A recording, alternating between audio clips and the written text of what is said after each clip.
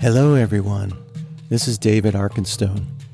Welcome to Musical Tales from the Bamboo Room, which is what I call my studio. This season I'll discuss new recordings, old recordings, and details about how I do what I do. There'll be occasional guests to share their musical journeys that a lot of times intersect with mine.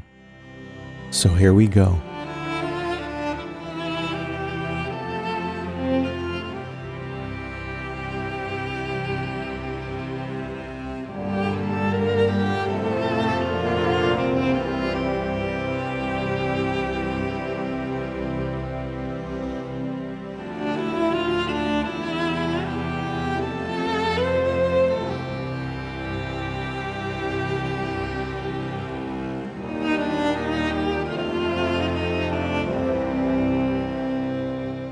This is podcast part 2 about my album, Quest For The Runestone.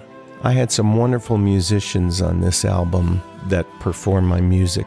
And I want to introduce incredible violinist Luanne Homzy. Welcome, Luanne. Thank you, David. It's my pleasure to be here. So I wanted to start just by, the violin is such a part of you. I'm just wondering if you were drawn to it when you were a kid, or how it got put in your hands, or how that all started.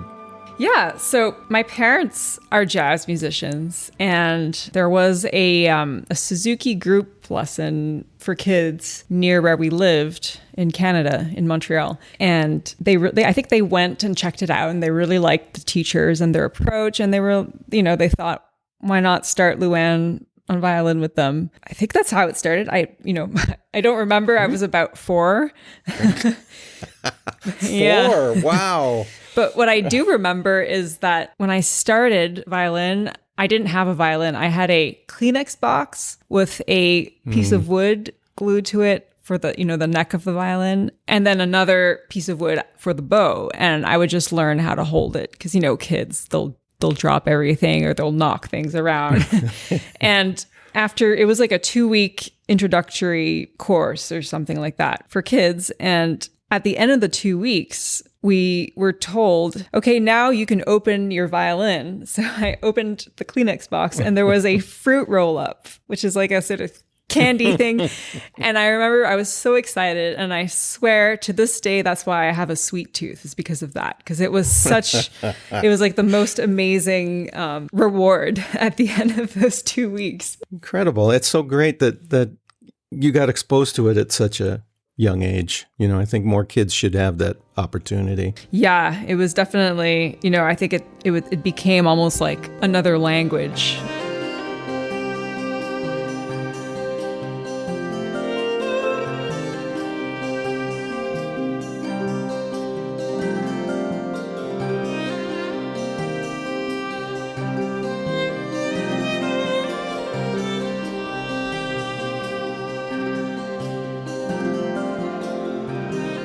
Obviously, music was in your blood, so that's pretty cool. Mm-hmm. So you mentioned Canada, so now you're in the Los Angeles area. So how did that come about? I originally moved to LA to study at the Colburn Conservatory. It was the 3rd year of its existence. So I was here at 18 years old on my own with no car in LA.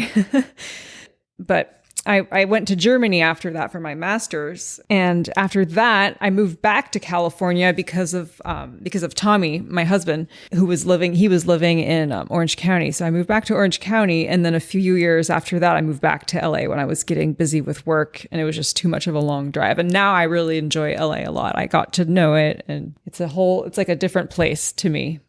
So we've done quite a few recordings together. I think probably over 10, something. I don't know. I didn't even count them, but here's something from the Fairy Garden.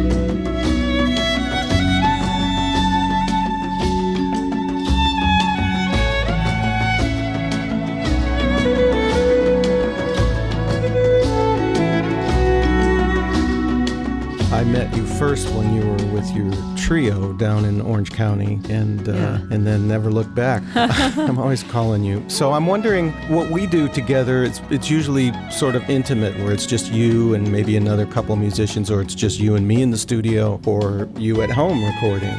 I'm wondering what it's like when you do your other, your gigs, whether it's film or TV or working with other ensembles. I'm wondering what the differences are, I guess. Yeah, well, I'd say, I just did a top secret project yesterday that I can't talk about now, but it was probably, I don't know, maybe almost 100-piece orchestra. And I was concertmaster too.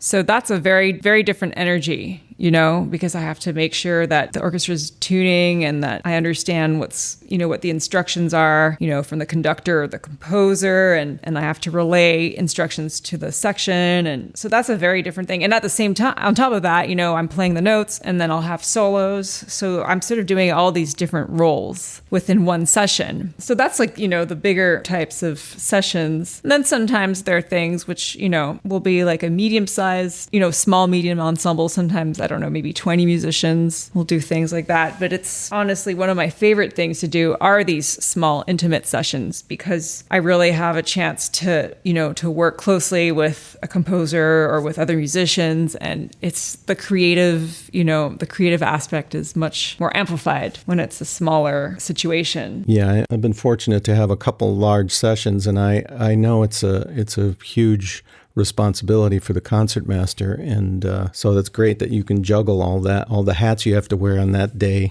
and that you moved to LA. Let's see what's going on, and now you're concertmaster for 120 people.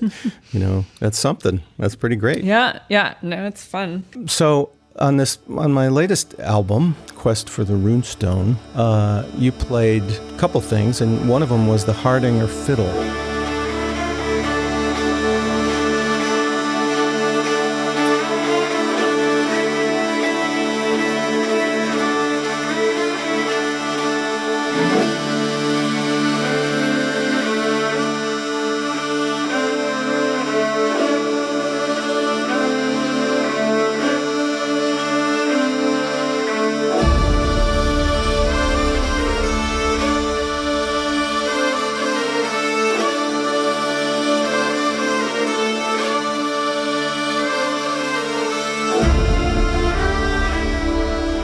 Wow, it's such a cool, haunting sound. I wonder if you could talk about the differences between that fiddle and just regular violin. Yeah. So actually, David, I think the first time I even held a Hardanger fiddle was because you needed one. So that was really cool. And the first thing I noticed was how beautiful and intricately decorated it was compared to my own violin. And, the shape is a little different. I think the fingerboard is not, or the neck part of the fingerboard is not quite as long. And the strings looked funny too, and I had to take a closer look. What's going on? Well, okay, first of all, there are more than 4 strings. There are 9 strings. Yeah. There's 4 on top, and then there's these 5 strings underneath, which are sympathetic strings, which means, they resonate along. You're not actually playing on them, but they're going to ring, so they're going to add to that sound. Yeah. Playing the Hardanger, it's interesting. My bow arm, I have to play in a different way than on a regular violin or a modern violin. I have to use a little less pressure and a little more speed, and I get it to ring in a different way. Yeah, it's very interesting. I really enjoy playing Hardanger. It's cool. It's got a just beautiful kind of haunting, folky sound. I don't even know how to explain it necessarily. Mm-hmm. One of the tracks you played on the Ancient Magic Awakens, it's double tracked. It's a lot of Hardanger in that one. And it just sounds great. It just really got the mood and sort of brought a timelessness to that track. Mm-hmm.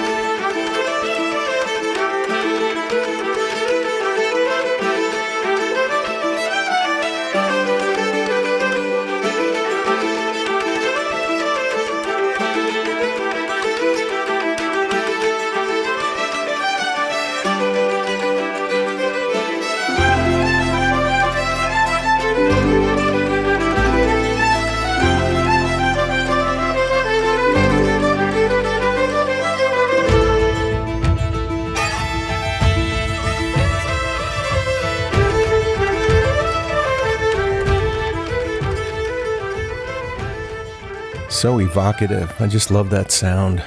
Now, when you get charts like from me or anybody, do you just look them over and see, like, because you have so much character in your playing, do you look for places that what you can add of your own personality? Well, it's almost like I'm using my ear and my intuition more than anything. So if I see the piece and I don't know what it sounds like in context, that could completely change the way that I would conceive of it if I hear what's going on in the track. But the first time that I play through something, it's all, I just use what feels right. Mm-hmm. It's almost like I have to shut off part of my brain that's telling me what to do, and I just have to let it happen. I guess the same is for improvisation. I mean, I love playing all different genres and styles of violin. So I've spent time listening and playing for my own enjoyment and just learning sort of different styles. And when I get to the studio where, there's not much time and I have to get it, in one or two takes.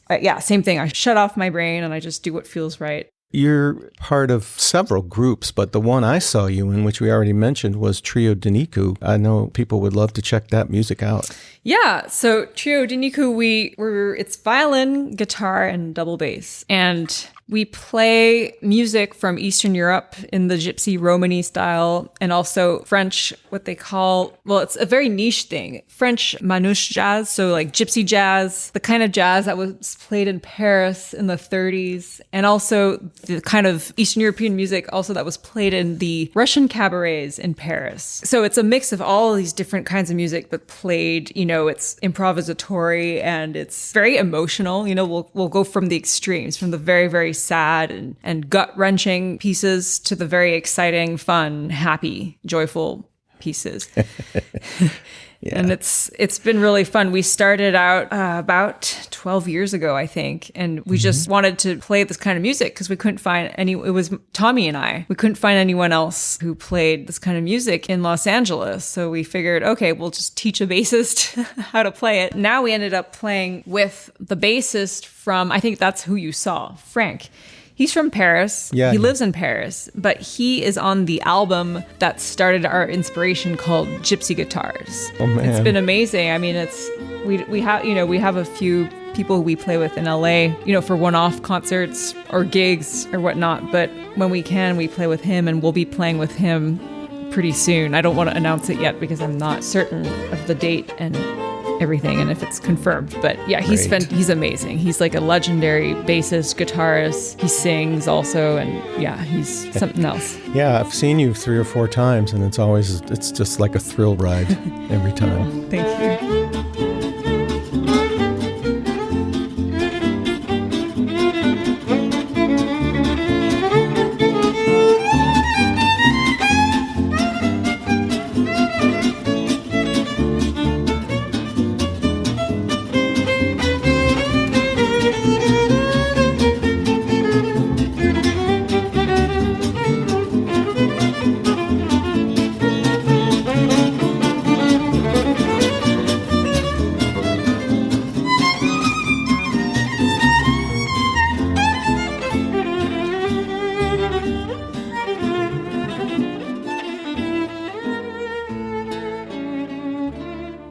There's such joy in your playing. What a wonderful ensemble to be part of. Oh, thank you. I could talk about this forever, but there's one piece you played on the recording called Rianne Reawakened, which is kind of a violin feature.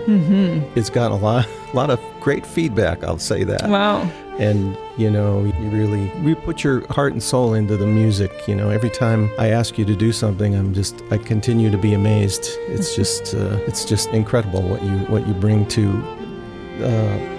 other people's music. Because when you're a composer and you need some live musicians, it's always surprising what they come up with or the way they interpret it or what they can put into it. So I always appreciate that you do that. And it's always beautiful. I'm always very happy. Well, thank you so much. It's always a pleasure to work on your music, and it's very inspirational for me too. You really create these amazing sound worlds that that come from, feels like from another planet or universe or timeline or something, very magical. And thanks so much for sharing your time with me. Of course.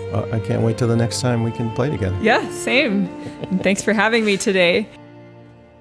Well, that kind of wraps up this episode. My thanks to Luanne again. She's an amazing musician, and it's been an honor to play with her for quite a few years now. And all these musicians bring an amazing amount of enthusiasm and emotion to my music, and I'm always grateful for their contributions. So that's it. If you want to find out more about me, you can go to davidarkenstone.com. If you want to pick up some CDs, go to davidarkenstone.bandcamp.com. We'll hope to see you on the next one. Thanks for listening.